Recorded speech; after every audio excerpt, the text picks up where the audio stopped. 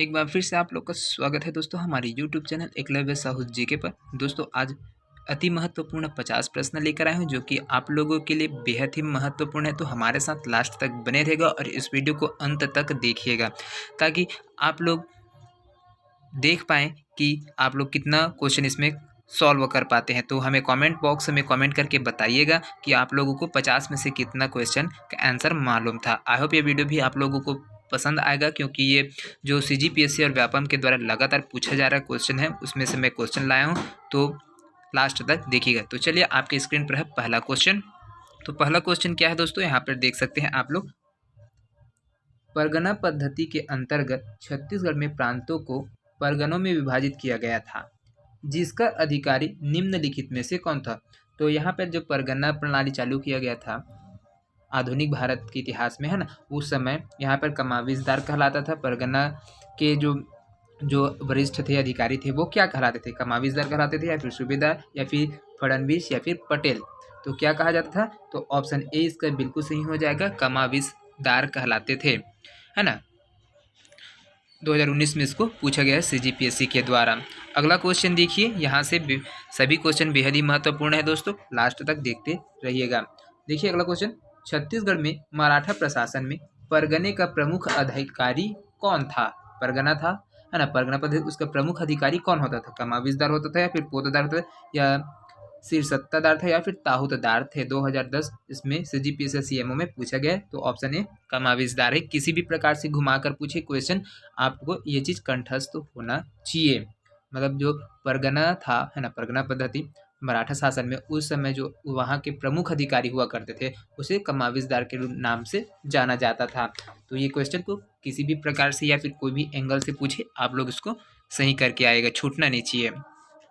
अगला क्वेश्चन देखिए, तीसरा नंबर का क्वेश्चन है यहाँ से, छत्तीसगढ़ में मराठा शासन के दौरान किसी परगना के प्रमुख को खालिस्तान के रूप में जाना जाता था। वही ऑप्शन ए कमाविजदार आ जाएगा। 2019 इसमें पूछा गया। तो देखिए अलग अलग समय में इसको पूछा ही गया है ना।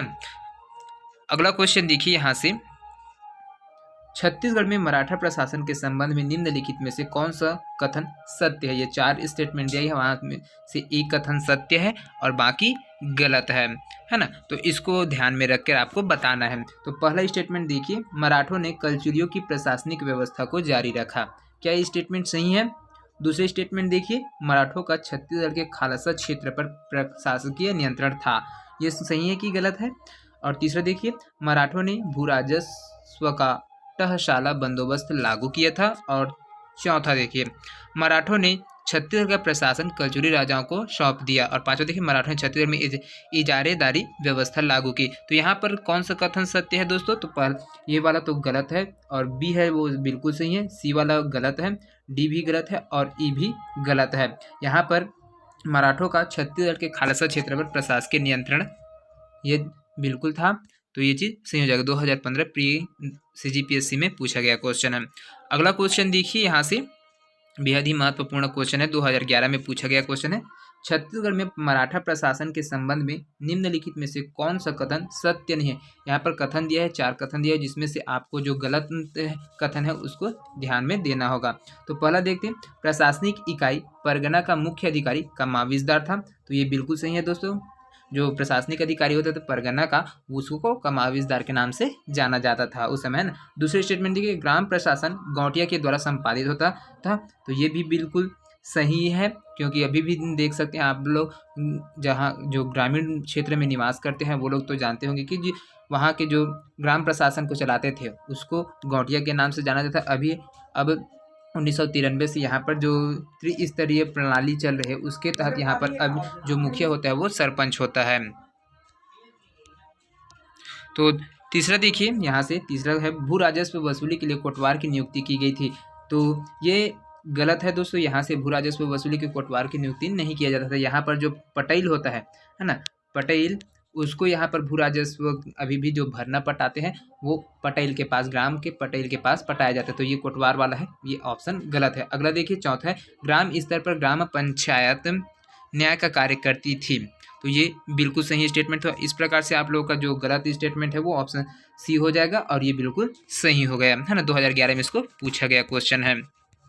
अगला क्वेश्चन देखिए, इस राज्य में मराठा शासनकाल में मोकासा ग्राम का अर्थ क्या था? मोकासा का मतलब क्या था? दान दिया ग्राम, वन ग्राम, या फिर प्रथम श्रेणी का ग्राम, या फिर उपयुक्त में से नहीं। 2019 में इसको पूछा गया क्वेश्चन है। तो ये इसका मोकासा ग्राम का मतलब क्या है? दान दिया ग्राम, ये इसका मतलब है ना। तो ये चीज़ ध्यान में रखिएगा। अगला क्वेश्चन देखिए, बेहद ही महत्वपूर्ण क्वेश्चन है यहाँ से। निम्नलिखित में से कौन सी जोड़ी जो मराठा कालीन छत्तीसगढ़ में परगना के अधिकारी हुआ करते थे उनका नाम है और उसका दायित्व है, जो क्या काम करते थे, है ना, उसको सुमेलित करना है आप लोगों को। तो यहाँ से देखिए ये 6 स्टेटमेंट है, उसको आप लोग देख सकते हैं, है ना। तो यहाँ पर कौन सा सुमेलित है उसको आप लोग को देखना है। कमाविजदार है, नागरिक, सैनिक एवं वित्तीय दायित्वों का वहन करता था, तो ये बिल्कुल सही है। बढ़कर है, वो परगना के आय व्यय के हिसाब करते थे, ये गलत है। बरार पांडे, परगना के लेखा अभिलेखों की सुरक्षा, ये भी स्टेटमेंट सुमिलित है ना। फडणवीस है, वो परगना के राजस्व अभिलेखों को तैयार करना, ये भी स्टेटमेंट गलत है। और पोतदार है, वो गांव के राजस्व अभिलेखों को तैयार करता था, ये भी गलत है। तो ऑप्शन ए सही हो जाएगा। कमाविजदार है, जो नागरिकों का देखरेख और सैनिक एवं वित्तीय दायित्वों का पूरा वहन करता था, कौन? कमाविजदार, जो परगना के प्रमुख अधिकारी होते थे वो लोग। बाकी ये सभी स्टेटमेंट यहाँ से गलत है, बी, सी, डी और ए, है ना। इसको देख सकते हैं, 2017 एडीएस में पूछा गया क्वेश्चन है। अगला क्वेश्चन देखिए यहाँ से, बेहद ही महत्वपूर्ण क्वेश्चन है ये भी। छत्तीसगढ़ में मराठा शासन के दौरान राजकोष अधिकारी का नाम क्या था? गडकरी, कारखानीस, पोतदार या किलेदार? क्या था राजकोष अधिकारी का नाम? तो ऑप्शन सी सही हो जाएगा, पोतदार। 2019 में इसको पूछा गया क्वेश्चन है। अगला क्वेश्चन देखिए, 9 नंबर का क्वेश्चन है। मराठा प्रशासन के दौरान छत्तीसगढ़ में ग्राम प्रधान के पद को किस नाम से जाना जाता था? यहाँ से देखिए, है ना, किस समय की बात है? आधुनिक छत्तीसगढ़ की इतिहास, मराठा प्रशासन, है ना, मराठा कालीन जो प्रशासनिक व्यवस्था है वह उसमें से क्वेश्चन लिया गया है, ये चीज़, है ना। तो आप लोग पढ़े होंगे तो आप लोगों के ध्यान में होगा, जो ग्राम प्रधान के पद को किस नाम से जाना जाता था, ये पूछा गया है। फडणवीस, बड़कर, गौटिया या फिर कमावेशदार? तो ग्राम प्रधान कौन होता था? गौटिया होता था, है ना। 2019 में इसको पूछा गया क्वेश्चन है। अगला देखिए यहाँ से, है ना। अगला देखिए, सूची 1 को सूची 2 में सुमेलित करना है। सूची 1 दिया है, सूची 2 दिया है। परगना व्यवस्था के अधिकारी पहला सूची में दिया है और दूसरा सूची में उसके कर्तव्य को दिया है, दायित्व को दिया है ना। तो यहाँ से देखिए, पहला क्या है? कमाविजदार है, वो क्या हो जाएगा? परगने के प्रशासन का प्रमुख होता था। फडणवीस है, वो क्या हो जाएगा? परगने के आय व्यय का प्रभारी होता था। और जो गौटिया है ना, गौटिया है, ये गांव का प्रमुख हो गया। और बड़कर है, वो किसका हो गया? परगने की सामान्य स्थिति की सूचना देने वाले होते थे ये। तो इस प्रकार से देख सकते हैं, ऑप्शन बी इसका सही आंसर हो जाएगा। यहाँ से देखिए, 2016 में इसको ईएपी में पूछा गया है, सीजीपीएससी के द्वारा क्वेश्चन। अगला क्वेश्चन देखिए यहाँ पर, छत्तीसगढ़ में मराठा शासन के दौरान गांवों का दौरा करने वाले और भू राजस्व की जानकारी एकत्र करने वाले अधिकारी को क्या नाम दिया जाता था? क्या नाम दिया जाता था? कुलकर्णी, बरार पांडे, खोट या फडणवीस? तो किस क्या नाम से जाना जाता था उस समय? इसको बरार पांडे के नाम से जाना जाता था। 2019 में इसको पूछा गया CSPDCL के द्वारा। अगला क्वेश्चन देखिए, 12वां नंबर का क्वेश्चन। छत्तीसगढ़ में मराठा प्रशासन के अंतर्गत परगना पद्धति में निम्नलिखित में से कौन सी जोड़ी सुमेलित नहीं है? फडणवीस है, परगने के आय व्यय का हिसाब रखना। बड़कर है, लगान संबंधी दस्तावेज तैयार करना। बरार पांडे, सरकारी संपत्ति की सुरक्षा करना। और पोतदार है, वो परगने की आमदनी का हिसाब करना। तो इसमें से कौन स्टेटमेंट गलत है दोस्तों? यहाँ पर सुमेलित नहीं है, बाकी सब तो सुमेलित है, लेकिन ऑप्शन सी बरार पांडे है, वो यहाँ पर सुमेलित नहीं है। सब सरकारी संपत्ति की सुरक्षा करना इसका दायित्व नहीं था, है ना। 2019 में इसको पूछा गया PSC के द्वारा। अगला क्वेश्चन देखिए यहाँ से, निम्नलिखित में से किसने छत्तीसगढ़ में मराठा शासन के दौरान आय और व्यय का हिसाब रखता था? कौन रखता था आय और व्यय का हिसाब? कौन रखता था? गौटिया, पर्रादार या कमाविजदार या फिर फडणवीस? तो आय और व्यय का ब्यौरा का हिसाब कर रखता था, फडणवीस रखता था, है ना। ऑप्शन देखिए यहाँ से, 2019 में इसको पूछा गया क्वेश्चन है। अगला क्वेश्चन देखिए, 14वां नंबर का क्वेश्चन है। निम्नलिखित में से कौन सी जोड़ी छत्तीसगढ़ में मराठा कालीन कर एवं उसका अर्थ सुमेलित नहीं है? है ना, कर और उसका अर्थ है उसको सुमेलित नहीं, उसको देखना है। टकोली है, जमीन द्वारा देय वार्षिक नजराना, तो ये सही है, सुमेलित है ये। आबकारी है मादक पदार्थों और शराब की विक्रय के लिए लाइसेंस शुल्क, ये आबकारी विभाग देता है ना, कि कोई भी हो अल्कोहल है ना, शराब है, उसके लिए लाइसेंस कौन देता है? आबकारी। शायर है विक्रय कर देता है। पंडरी है वो गैर कृषि व्यवसायों पर कर लेता है। और सेवई है वो पशुओं पर लगाया जाने वाला कर है। तो ये सुमिलित नहीं है यहाँ पर सेवाई, है ना, यहाँ पर पशुओं पर लगाया जाने वाला कर इस यहाँ से नहीं है। तो 2017 एसीएफ रेंजर में पूछा गया, तो आपका सही आंसर है ई, है ना। अगला क्वेश्चन देखिए यहाँ से, मराठा काल में सेवई का अर्थ क्या होता था? बिक्री कर, गैर कृषकों से लिया जाने वाला कर, या फिर अर्थदंड या जुर्माना, या फिर ग्राम प्रमुख, या फिर अर्थदंड या जुर्माना, है ना। तो इसका सही आंसर हो जाएगा ऑप्शन सी, अर्थदंड होता था इसका सेवई का मतलब। कब के समय में? मराठा प्रशासन के समय में, है ना। तो ये इसका सेवई का अर्थ है अर्थदंड और जुर्माना, ऑप्शन सी। 2020 सी में पूछा गया क्वेश्चन है।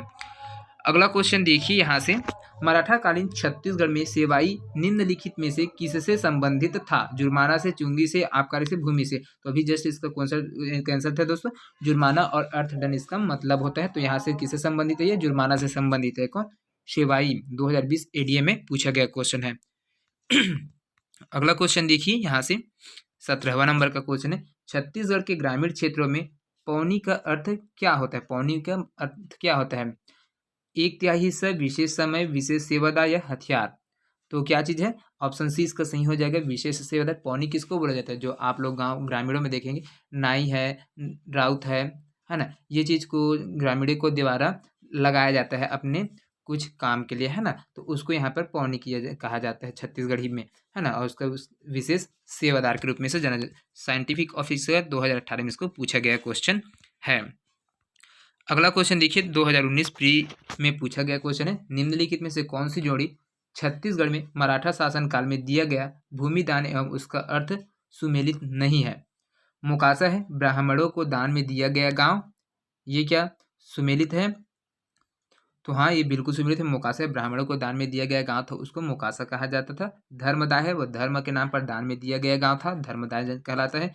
देव स्थान है वो मंदिर के नाम पर दान में दिया गया गांव है, वो देवी स्थान कहलाता था, है ना। और नामनुक है वो कमाविजदार को दान में दिया गया गांव है। तो ये यहाँ पर गलत हो जाएगा, है ना। तो ये डी, ऑप्शन डी सही हो जाएगा। CGPSC 2019 में इसको पूछा गया क्वेश्चन है ना। अगला क्वेश्चन देखिए यहाँ से, मराठा कालीन परगनों में सेबंदी व्यवस्था किससे संबंधित थी? राजस्व व्यवस्था, पुलिस व्यवस्था, व्यापारिक संगठन, या फिर शिक्षण संस्थाएं। किससे संबंधित थी सेबंदी व्यवस्था यहाँ से? तो ऑप्शन बी सही हो जाएगा, पुलिस व्यवस्था से संबंधित था। परगना में, है ना, जो परगना पद्धति है उसमें शेबंदी व्यवस्था किससे संबंधित था? तो पुलिस व्यवस्था से। तो यहाँ से देखे होंगे परगना पद्धति है, वहाँ से हर साल क्वेश्चन किया जाता है। तो ये टॉपिक भी बेहद ही महत्वपूर्ण है, यहाँ से क्वेश्चन आएगा हर प्रकार से। तो ये चीज़ देखते रहिए। छत्तीसगढ़ में पहली बार किस वर्ष में अंग्रेजी शासन के अधीन हुआ था? यहाँ पर अब परगना पद्धति मराठा कालीन जो व्यवस्था है वो समाप्त हो गया दोस्तों। अब यहाँ से आप लोगों को जितना भी क्वेश्चन देखेंगे, है ना, यहाँ से जो 30 प्रश्न हैं वो पूरा आप लोग जो ब्रिटिश काल स्टार्ट हुआ था उस समय से आप लोग देखेंगे, है ना। तो अगर वीडियो पसंद आ रहा होगा तो हमारे चैनल को सब्सक्राइब करना और एक लाइक करके जाना। तो चलिए अगला क्वेश्चन देखते हैं यहाँ से। तो देखिए, छत्तीसगढ़ में पहली बार किस वर्ष में अंग्रेजी शासन के अधीन हुआ था? छत्तीसगढ़ का जो भाग है ना, पहले तो मध्य प्रदेश में था, 1956 से, है ना, मध्य प्रदेश में था, शामिल था यहाँ। उसके बाद सन 2001 नवंबर 2000 से यहाँ पर छत्तीसगढ़ का निर्माण हुआ। तो है ना, उस समय ये किस राज्य के अधीन था? किस इसके मातृ राज्य कौन है? तो मध्य प्रदेश है ना। तो उस समय, है ना, जो छत्तीसगढ़ का भाग था, जो अभी वर्तमान छत्तीसगढ़ उसका भाग है ना, उसमें जो ब्रिटिश है, अंग्रेजी हुकूमत है ना, वो यहाँ पर कब आए? तो ये चीज़ आप लोगों ध्यान में दें, उसके अधीन हुआ था अंग्रेजी शासन के बाद। तो 1801, 1812, 1818, फिर 1821 में। तो यहाँ से उसकी हुकूमत कब से चालू हुआ? 1818 से। इसको 2014 में पूछा गया क्वेश्चन है। अगला क्वेश्चन देखिए यहाँ से, बेहद ही महत्वपूर्ण क्वेश्चन है ये चीज़। नागपुर के भोसला राज्य पर 1818 ईस्वी में ब्रिटिश संरक्षण स्थापित करने का निम्नलिखित में से कौन सा तत्व मुख्यतः उत्तरदायी थी? नागपुर दरबार के षड्यंत्र से, रघुजी तृतीय का अल्पायु होना, सहायक संधि के स्वीकारना, या नागपुर राज्य में गृह युद्ध, या फिर अन्य विकल्पों में से कोई नहीं। तो इसका मोस्ट इम्पॉर्टेंट है ना, मोस्ट इम्पॉर्टेंट उत्तरदायी काम था, है ना, क्या था, जो जिसकी वजह से यहाँ पर जो ब्रिटिश हुकूमत है वो आई, तो वो सबसे इम्पोर्टेंट चीज़ क्या थी, रघुजी तृतीय का अल्पायु होना, जिसकी वजह से उसकी मृत्यु हो गया। और जैसे उसकी मृत्यु हुई, यहाँ पर अंग्रेजों ने आक्रमण करके यहाँ पर अपनी प्रशासनिक व्यवस्था को स्थापित कर दिया, है ना। 2017 में इसको पूछा गया है। अगला क्वेश्चन देखिए यहाँ से, 1818 से 1830 तक छत्तीसगढ़ में निम्नलिखित व्यक्ति सुप्रिंटेंडेंट नियुक्त हुए हैं। यहाँ पर captain Edmund, colonel P Vans Agnew, captain Hunter और मिस्टर सैंडिस। तो इसको आप लोगों को अरेंज करके जमाना है किस क्रम में ये, है ना। सबसे पहले कौन आता है, द्वितीय कौन आता है, तीसरा, मतलब आरोही क्रम में आप लोग को जमाना है ना।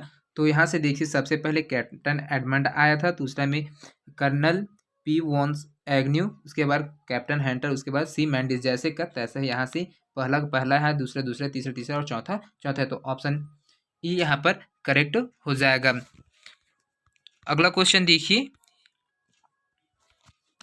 नागपुर के भोसला राज्य पर ब्रिटिश संरक्षण के अंतर्गत छत्तीसगढ़ में नियुक्त प्रथम सुप्रिंटेंडेंट निम्नलिखित में से कौन था। तो कैप्टन एडमंड थे, यहाँ से प्रथम सुप्रिंटेंडेंट के रूप में कौन थे, शपथ लिए थे, तो कैप्टन एडमंड। 2016 से जीपीएससी में इसको पूछा गया है प्री एग्जाम में, है ना। अगला क्वेश्चन देखिए यहाँ पे, नागपुर राज्य का ब्रिटिश संरक्षण काल में इस राज्य का प्रथम ब्रिटिश सुप्रिंटेंडेंट निम्नलिखित में से कौन था। Major Agnew, captain Edmund, captain Hunter, या फिर मिस्टर क्रॉफर्ड, कौन थे। तो ऑप्शन 20 का सही हो जाएगा, कैप्टन एडमंड है, जो कि प्रथम ब्रिटिश सुप्रिंटेंडेंट के रूप में यहाँ पर शपथ लिया था। SDAG CG व्यापम के द्वारा 2016 में पूछा गया क्वेश्चन है। अगला क्वेश्चन देखिए यहाँ से, इस राज्य के ब्रिटिश सुप्रिंटेंडेंट के रूप में कैप्टन एग्न्यू का महत्वपूर्ण कार्य निम्नलिखित में से कौन सा था। अब जब, है ना, कैप्टन एग्न्यू है वो यहाँ पर सुप्रिंटेंडेंट के रूप में है, तो उसके कार्यकाल में क्या क्या महत्वपूर्ण बातें थी, ये चीज़ देखिए, है ना। परगना पद्धति, सती प्रथा का उन्मूलन, ठगी का दमन, या फिर राजधानी परिवर्तन, इसमें से क्या इसका महत्वपूर्ण कार्य चीज देखना है। तो यहाँ से देखिए, राजधानी परिवर्तन किया, रतनपुर से कहाँ किया, रायपुर शिफ्ट किया, है ना। तो ये इसका प्रमुख कार्य था। अगला क्वेश्चन देखिए, यहाँ से कथन दिया है, स्टेटमेंट दिया है, उसको आपको पढ़ के सही आंसर देना है, कुछ भाषा में है। सुप्रिंटेंडेंट के रूप में मेजर एग्न्यू ने छत्तीसगढ़ की राजधानी रतनपुर से रायपुर स्थानांतरित की, तो ये बिल्कुल सही है। उसने छत्तीसगढ़ के प्रशासनिक ढांचे का पुनर्गठन किया, ये भी बिल्कुल सही है। किसके द्वारा किया गया था, मेजर एग्न्यू के द्वारा किया गया था, है ना। और तीसरा देखिए, छत्तीसगढ़ में पंचायत व्यवस्था स्थापित की, तो इसका ये स्टेटमेंट क्या है, गलत है। तो इसको ये मिस्टर एग्न्यू ने नहीं किया था, तो पहला और दूसरा काम उसके द्वारा किया हुआ है, तो ऑप्शन बी इसका सही हो जाएगा। 2016 में इसको पूछा गया क्वेश्चन है। अगला क्वेश्चन देखिए यहाँ से, छत्तीसगढ़ की राजस्व व्यवस्था हेतु मेजर एग्न्यू ने निम्नलिखित में से किन कर्मचारियों को नियुक्त किया था। बरार पांडे, पोतदार, आमिल, या फिर अमीन। तो यहाँ से कौन है, तो ये बरार पांडे है, वो सही है, पोतदार भी सही है, और आमीन सही है, लेकिन आमिल ये गलत है। तो इस प्रकार से ऑप्शन सी आपका सही हो जाएगा। 2017 लाइब्रेरियन में पूछा गया क्वेश्चन है जीपीएससी के द्वारा। अगला क्वेश्चन देखिए यहाँ पे, ब्रिटिश नियंत्रण काल में निम्नलिखित में से कौन सी घटना इस राज्य में हुई है। ब्रिटिश साम्राज्य में विलय, भोसले शासन की समाप्ति, राजधानी स्थानांतरण, तहसीलदारी व्यवस्था का प्रारंभ। तो इसका सही आंसर क्या हो जाएगा, राजधानी स्थानांतरण, है ना। ब्रिटिश के जब नियंत्रण आया था उसी टाइम से यहाँ पे रतनपुर से जो हमारी राजधानी है उसको रायपुर में शिफ्ट किया गया था। किसके द्वारा, मिस्टर मेजर एग्न्यू के द्वारा। 29वां नंबर का क्वेश्चन देखिए दोस्तों यहाँ से, इनमें से किस ब्रिटिश अधिकारी ने छत्तीसगढ़ की राजधानी को रतनपुर से रायपुर स्थानांतरित किया था। तो किसने किया था, तो मेजर एग्न्यू ने किया था। 2019 में पूछा गया क्वेश्चन है ना। अगला क्वेश्चन देखिए, निम्नलिखित में से किस वर्ष में रायपुर को इस राज्य की राजधानी बनाया गया था। तो कौन सा वर्ष था जिसमें रतनपुर से रायपुर को शिफ्ट करके राजधानी बनाया गया था। 1818 में, 1825 में, 1858 में, या फिर उपयुक्त में से कोई नहीं। तो क्या हो जाएगा, ऑप्शन ए सही हो जाएगा। 1818 ईस्वी में यहाँ पर राजधानी रायपुर को बनाया गया था। सीजी व्यापम के द्वारा इसको पूछा गया 2017 पटवारी के एग्जाम में, है ना। अगला क्वेश्चन देखिए, निम्नलिखित में से किस ब्रिटिश अधिकारी ने 1818 में छत्तीसगढ़ की राजधानी रतनपुर से रायपुर स्थानांतरित की? तो मेजर एग्न्यू, ऑप्शन बी इसका सही हो जाएगा। 2013 प्री में भी इसको पूछा गया है ना। अगला क्वेश्चन देखिए, इस राज्य में नियुक्त निम्नलिखित में से किस ब्रिटिश अधीक्षक के कार्यकाल में सामंत भारती का विद्रोह हुआ था? कौन था जो यहाँ पर ब्रिटिश अधिकारी? सुप्रिटेंडेंट, है ना, कौन था? Major Agnew, mister Sandys, mister Wilkinson या फिर मिस्टर क्रॉफर्ड? कौन था जिसके समय में यहाँ पर सामंत भारती का विद्रोह हुआ था? तो किसके समय में हुआ था? मेजर एग्न्यू के समय में हुआ था। 2018 में इसको पूछा गया क्वेश्चन है। अगला क्वेश्चन देखिए यहाँ से, 1817 में तीसरे अंग्रेज मराठा युद्ध में सीताबर्डी की लड़ाई कैसे समाप्त हुई थी? किस वजह से यहाँ पर सीताबर्डी की जो युद्ध हो रहा था वो समाप्त हुआ? अंग्रेजों ने हार मान ली थी इस वजह से हुआ, या फिर मराठा हार गए थे इस वजह से, या फिर रतनपुर से सभी मराठा मांग को स्वीकार कर लिया गया और अंग्रेजों को इस क्षेत्र से बाहर निकाल दिया गया? ये सही है, या फिर लड़ाई अनिर्णायक रही है? कि कौन सा कारण है जिसके वजह से यहाँ पर सीताबर्डी की लड़ाई को समाप्त करना पड़ा था? तो यहाँ से ऑप्शन बी सही हो जाएगा, मराठा इस युद्ध में हार गए थे जिसकी वजह से सीताबर्डी की लड़ाई का वहीं पर विराम दे दिया गया। 2019 में इसको पूछा गया क्वेश्चन है। अगला क्वेश्चन देखिए यहाँ से, सीताबर्डी का युद्ध कब हुआ था? 1812 में, 1815 में, 1817 में या फिर 1819 में? कब हुआ था सीताबर्डी का युद्ध? तो 1817 में यहाँ पर सीताबर्डी का युद्ध है जहाँ पर मराठों ने हारा और उसके बाद से छत्तीसगढ़ में ब्रिटिश शासन स्थापित हुआ, है ना। तो यही से तो मुख्य कारण कहते हैं सीताबर्डी, है ना। तो 2019 में इसको पूछा गया क्वेश्चन है। अगला क्वेश्चन देखिए, इस राज्य के निम्नलिखित में से किस करद राज्य में ब्रिटिश शासनकाल में 2 आदिवासी विद्रोह हुए थे? तो कौन से, है ना, किसके शासनकाल में यहाँ पर 2 आदिवासी विद्रोह हुए थे? राजनांदगांव से, कांकेर से या फिर बस्तर या फिर कवर्धा क्षेत्र से? किस क्षेत्र से थे? तो बस्तर क्षेत्र से यहाँ पर 2 बार, है ना, विद्रोह हुआ था। 2017 आरआई में पूछा गया है व्यापम के द्वारा। अगला क्वेश्चन देखिए यहाँ से,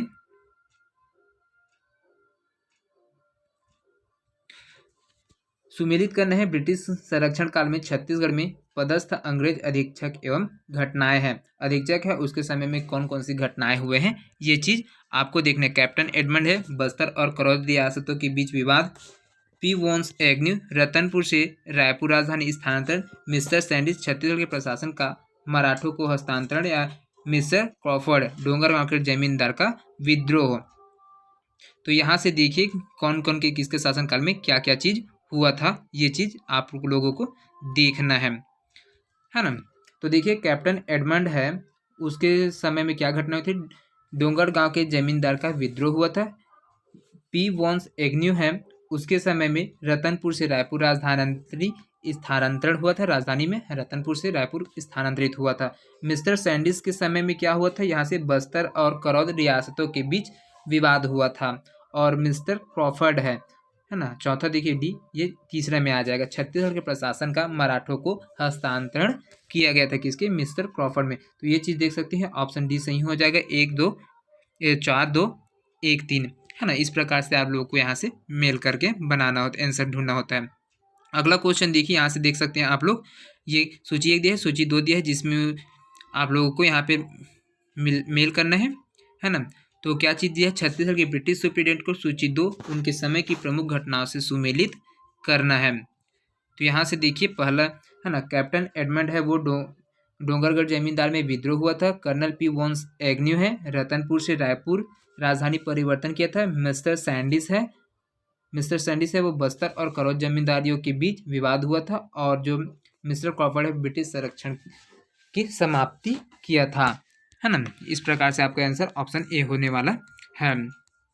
अगला क्वेश्चन देखिए, यहाँ पे 38वां नंबर का क्वेश्चन है, निम्नलिखित में से कौन सी जोड़ी इस राज्य में ब्रिटिश अधीक्षक है उनके कार्य से संबंधित है या फिर सुमेलित है?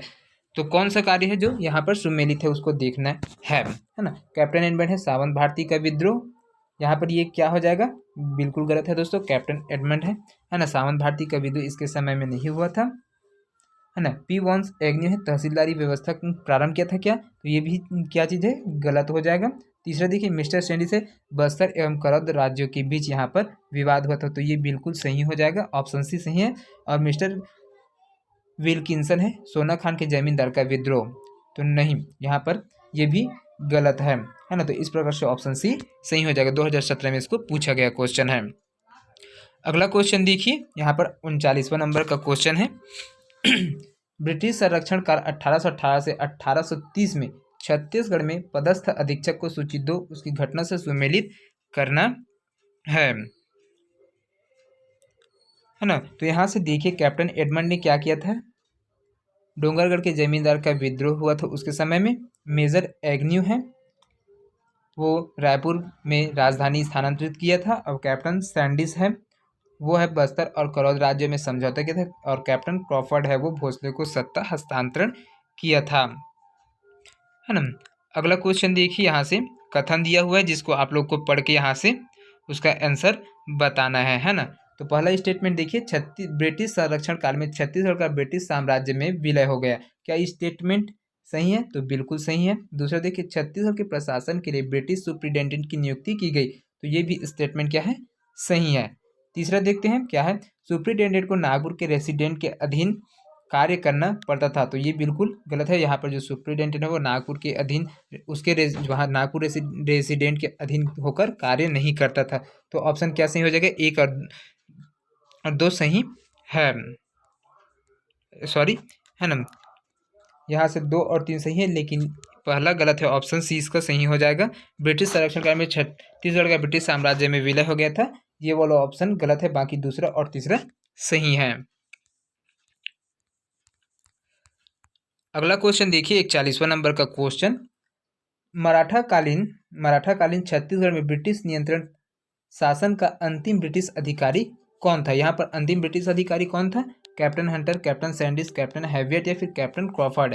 क्वेश्चन को एक बार और देख लीजिए, मराठा कालीन छत्तीसगढ़ में ब्रिटिश नियंत्रण शासन का अंतिम ब्रिटिश अधिकारी कौन था, तो यहाँ पर कौन था, कैप्टन क्रॉफर्ड थे। 2020 में इसको CGPSC के द्वारा पूछा गया है। अगला क्वेश्चन देखिए, यहाँ से ब्रिटिश नियंत्रण काल में छत्तीसगढ़ के जमींदारों से लिए जाने वाले कर का क्या नाम था। उस समय जो कर लिया जाता था उसका क्या नाम था, ब्रिटिश नियंत्रण काल में है, ब्रिटिश शासन में, है ना। यहाँ से छत्तीसगढ़ से जो जमींदारों के द्वारा कर लिया जाता था उसको क्या कहते थे, उवरी, मालगुजारी, सेवाई या टकोली। तो क्या कहा जाता था, ऑप्शन डी, उस समय जो कर लिया जाता था जमींदार के द्वारा उसको टकोली कहा जाता था। 2019 AP में पूछा गया CGPSC के द्वारा। अगला क्वेश्चन देखिए, इस क्षेत्र को कब जिला कहा जाता था और प्रशासकों को जिलेदार कहा जाता था। 1830 से 1854, 1818 से 1830, 1882 से 1906 या फिर 1757 से 1787 तक जिलेदार कहा जाता, कब के समय को जिला कहा जाता है ना। 1830 से 1854, ऑप्शन ए इसका बिल्कुल सही हो जाए। महालेखक पाल में इसको लिया गया क्वेश्चन है।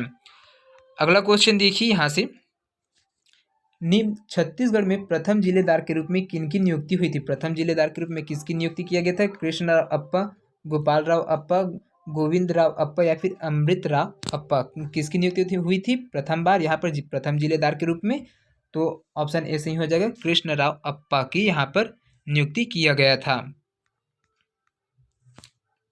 अगला क्वेश्चन देखिए, छत्तीसगढ़ में अंतिम जिलेदार के रूप में किनकी नियुक्ति हुई, कृष्णराव अप्पा, गोपाल राव अप्पा, गोविंद राव अप्पा या फिर अमृत राव अप्पा। तो किसकी नियुक्ति हुई थी, गोपाल राव अप्पा की, ऑप्शन बी सही हो जाएगा, है ना। 46वां नंबर का क्वेश्चन देखिए, यहाँ से छत्तीसगढ़ में जिलेदारों की नियुक्ति कर्ता कौन थे, रघुजी प्रथम, रघुजी द्वितीय, रघुजी तृतीय या फिर अप्पा साहब, कौन थे जो जिलेदारों की नियुक्ति करता था, तो यहाँ पर ऑप्शन सी सही हो जाएगा, रघुजी तृतीय। तो आज के सेशन का लास्ट वीडियो देखेंगे दोस्तों। अगर आप लोगों को वीडियो पसंद आया होगा तो हमारे चैनल को सब्सक्राइब करना ना भूलिएगा और ज़्यादा से ज़्यादा लोगों तक शेयर करना भी ना भूलिएगा, ताकि जितने भी दोस्त हैं वो इसको देख पाएँ और अपनी तैयारी अच्छे से कर पाएँ। और पसंद आया हमारे चैनल को सब्सक्राइब करें, ताकि डेली आप लोगों को ये 3 बजे से वीडियो अपलोड होता है तो आप लोग वहाँ से देख पाएंगे, है ना। तो चलिए लास्ट क्वेश्चन देते हैं, छत्तीसगढ़ में जिलेदारी व्यवस्था का अंत कब हुआ था। 1788 में, 1818 में, 1830 में, 1854 में। जिलेदारी व्यवस्था छत्तीसगढ़ से कब हटा था दोस्तों यहाँ से? तो ऑप्शन डी सही हो जाएगा, 1854 में यहाँ पर जिलेदारी व्यवस्था को हटा दिया गया था। तो आई होप ये वीडियो भी पसंद आया होगा। मिलते हैं नेक्स्ट वीडियो में, तब तक के लिए जय हिंद, जय Chhattisgarh. Thank you so much.